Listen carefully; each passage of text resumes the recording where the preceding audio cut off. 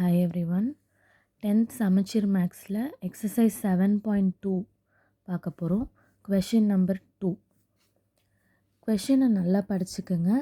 A cylindrical glass with diameter 20 cm has water to a height of 9 cm. A small cylindrical metal of radius 5 cm and height 4 cm is immersed it completely. அதாவது ஒரு cylindrical கிளாஸில் இன்னொரு cylindrical shape metal வந்து உள்ளே இருக்குது அப்படின்னு சொல்கிறாங்க. அதில் வந்து சம் லிக்விட் ஃபில் ஆகிருக்குன்னு வச்சுக்கோங்க. வாட்டர் அந்த மாதிரி லிக்விட் ஃபில் ஆகிருக்குன்னா இன்னொரு மெட்டல் அதை உள்ளே போடும்போது வாட்டர் லெவல் ரைஸ் ஆகும். அந்த ரைஸ் இன் வாட்டர் லெவலை தான் கண்டுபிடிக்க சொல்கிறாங்க. இப்போ எப்படின்னா, இப்போ ஒரு metallic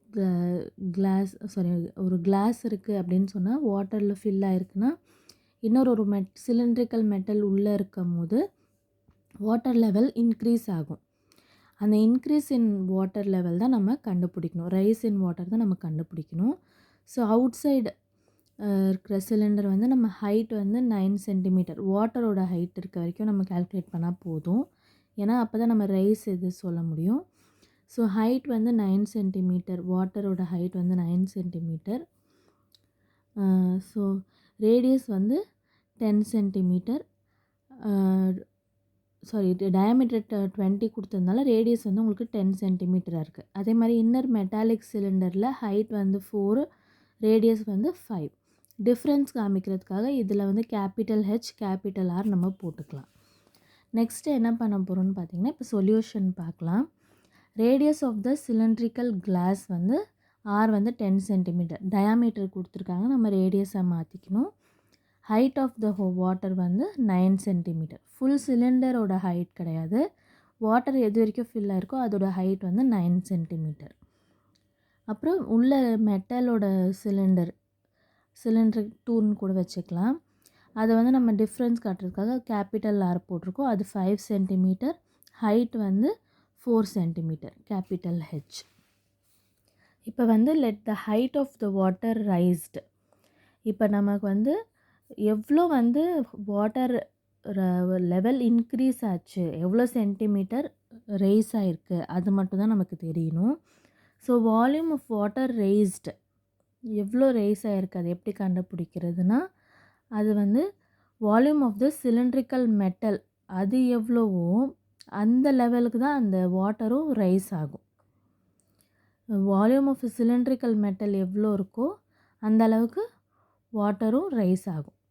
so volume of the cylinder water எப்படி கண்டுபிடிக்கிறதுனா πr ஸ்கொயர் ஹெச், அதாவது பிக் சிலிண்டர் வந்து πr ஸ்கொயர் ஹெச் வால்யூம். அதே மாதிரி உள்ளே இருக்கிறது சிலிண்டரோட வால்யூம் வந்து πr ஸ்கொயர் ஹெச். அதுக்கு டிஃப்ரென்ஸ் காட்டுறதுக்காக கேபிட்டல் ஆர் கேபிட்டல் ஹெச் நம்ம போட்டிருக்கோம். இப்போ பை உங்களுக்கு கேன்சல் ஆகிடும், ஏன்னா வந்து ஈக்குவல் டுக்கு அந்த சைடில் இருக்கிறதுனால இந்த பை கெட்ஸ் கேன்சல்ட். இப்போ ஆர் வந்து பார்த்திங்கன்னா 10 × 10 × ஹைட் தெரியாது, ஸோ நம்ம அப்படியே வச்சுருக்கோம். அதாவது இது இன்க்ரீஸ்டு இன் ஹைட்.